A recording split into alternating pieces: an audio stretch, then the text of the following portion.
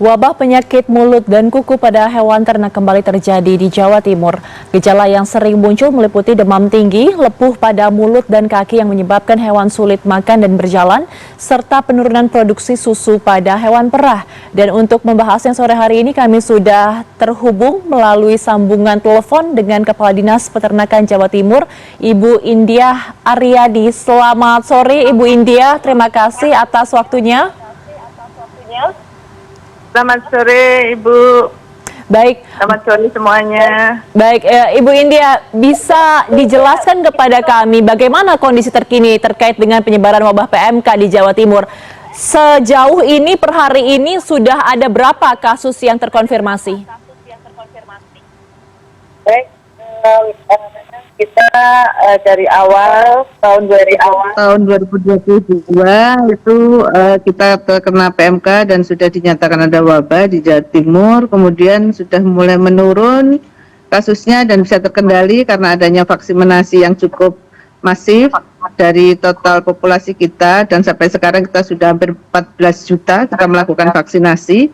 Dan pada akhir Desember itu kita terjadi kenaikan kasus di beberapa kabupaten.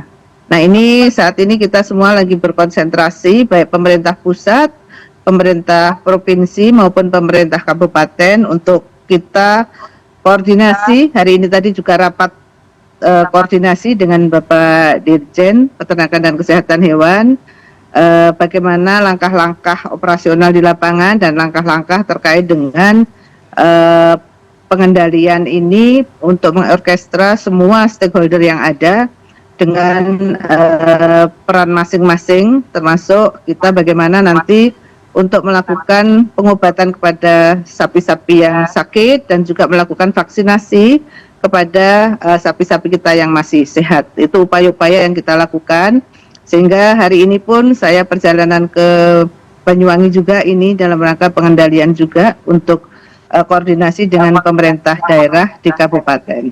Baik, Bu Indiah, tapi dari Dinas Peternakan Jawa Timur sudah ada datanya belum per hari ini? Sudah ada berapa jumlah hewan ternak yang terdampak PMK? Baik, sehingga dari kemarin itu ada penambahan kasus kurang lebih rata-rata per hari antara 100 ekor yang sakit ya, bukan mati ya, yang sakit antara 100, 125, 100-an lah. Itu rata-rata yang sakit seluruh Jawa Timur ya, seluruh Jawa Timur. Sehingga ini menjadi kewaspadaan kita. Baik. Nah, data ini kita update setiap hari, Bu. Ada sapi sakit satu ya ditambah, jadi setiap hari laporan kita collecting dari teman-teman petugas di kabupaten kota. Kita ada sistem pelaporan Isiknas ini yang melalui sistem Isiknas ini terkoneksi dengan pemerintah pusat di Dirjen Peternakan dan Kesehatan Hewan, sehingga data yang masuk di laporan Isiknas ini sudah kami laporkan kepada Direktorat Teknis di Kementerian Pertanian di Dirjen PKH. Untuk itu ada langkah-langkah guidance yang kita lakukan bersama terkait dengan langkah-langkah teknis yang kita lakukan di lapangan, termasuk bagaimana kita memberikan edukasi kepada masyarakat untuk lalu lintas ternak ini juga kita kondisikan untuk dikendalikan, karena ini bagian dari penyebaran, karena lalu lintas ternak ini harus kita awasi, termasuk ternak-ternak sakit nggak boleh kemana-mana, dan termasuk lalu lintas orang. Sehingga biosecurity ini kita lakukan, kita juga kerjasama dengan BPBD. Baik. Di kabupaten kota ini sudah mulai ada penyemprotan desinfektan, itu yang dilakukan. Ibu. Baik, Bu Indiah, tadi kan Anda mengatakan bahwa sudah ada vaksinasi besar-besaran di tahun 2022 terkait dengan wabah PMK begitu. Apakah ada informasi kenapa sampai bisa wabah ini merebak lagi di awal tahun 2025? Ya, jadi begini, perjalanan penyakit untuk food and mood disease ini, kita ini kan sudah dideklar untuk bebas itu pada tahun 1986. 30 tahun kemudian baru kita ada lagi kasus di tahun 2022. Nah, sampai hari ini kita juga masih melakukan pengendalian termasuk pengobatan dan vaksinasi. Karena penyakit food and mood disease ini disebabkan karena virus. Pengendalian virus itu secara epidemiolog harus kita lakukan vaksinasi terus-menerus yang berulang. Sehingga setiap 6 bulan diulang lagi vaksin pertama, kemudian 6 bulan kembali vaksin kedua untuk titer antibodinya biar masih terus bagus, termasuk booster yang ketiga. Nah, ini kita lakukan terus-menerus. Nah, pada Desember ini terjadi pancaroba, iklim dari panas ke awalnya panas sekali, kemudian sekarang ini musim penghujan dan kelembapannya tinggi. Nah, ini memicu juga ternak-ternak kita terjangkit penyakit. Itu yang pertama, karena daya tahan tubuhnya ternak ini di kondisi yang pancaroba juga sama seperti manusia, jadi perlu adaptasi. Kalau gizinya nggak bagus, pakannya nggak bagus, juga berpengaruh terhadap kondisi ternak. Yang pertama.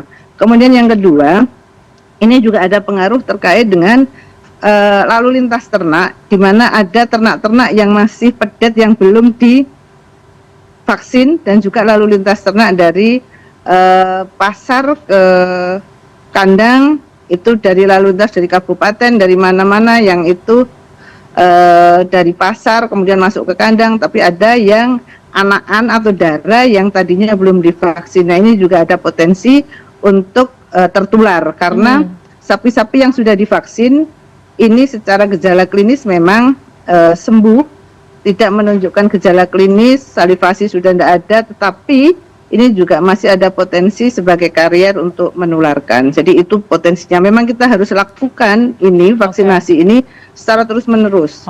Sehingga untuk kita bebas kembali memang butuh waktu secara epidemiolog 5 tahun atau mungkin sampai tahun 2030 kita harus lakukan vaksinasi terus-menerus. Baik, itu, Ibu. Baik, Bu Indah, tadi Anda mengatakan juga setiap harinya sekitar 100 hewan ternak terjangkit wabah PMK begitu. Nah, ini untuk informasi masyarakat supaya tidak bingung. Jadi untuk hewan ternak yang sudah pernah terdampak wabah PMK itu masih aman tidak untuk dikonsumsi manusia? Kalau daging dikonsumsi aman, sehingga untuk ternak-ternak yang PMK untuk dagingnya dikonsumsi aman, Ibu. Oke, untuk dagingnya berarti dikonsumsinya aman. Lalu hingga saat ini bagaimana dampak kepada para peternak? Apakah sudah mulai mengeluhkan penurunan penjualan? Sampai saat ini memang teman-teman di peternak ya ada potensi kalau ternaknya sakit pengennya dijual.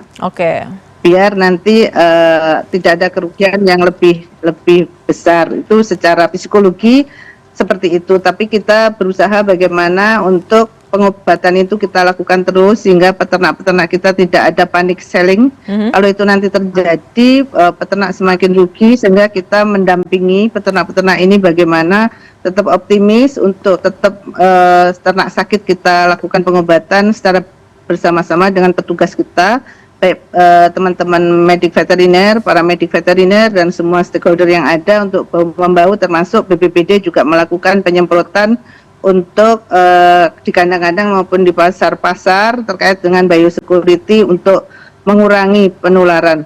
Dari melalui orang maupun dari sapinya itu sendiri. Baik, Bu Indah, terakhir apa imbauan dari Dinas Peternakan Jawa Timur untuk masyarakat yang terdampak wabah PMK, terutama untuk para peternak ini?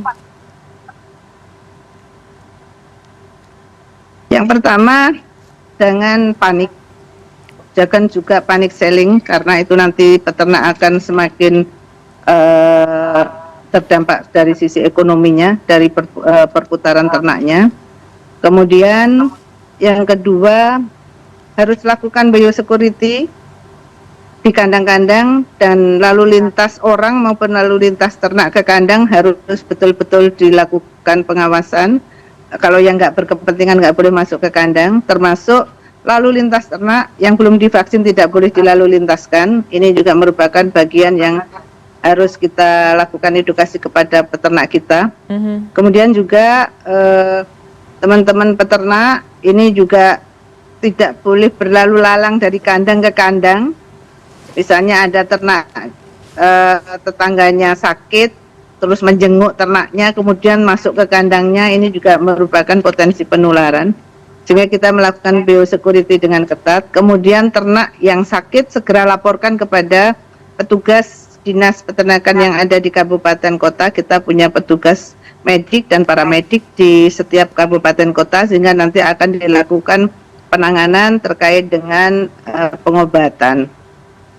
Oke, baik. Yang pasti jangan panik dan juga biosecurity harus kuat. Ini juga untuk mengantisipasi bagaimana nanti arus lalu lintas dari hewan ternak. Karena kita mengingat 2 bulan lagi kita akan sama-sama memasuki bulan Ramadan. Itu pasti konsumsi daging ternak akan sangat banyak. Kita berharap ini wabahnya bisa segera teratasi. Terima kasih telah bergabung bersama kami. Ada Kepala Dinas Peternakan Jawa Timur, Ibu Indiah Aryani. Selamat sore Ibu, sehat selalu. Assalamualaikum.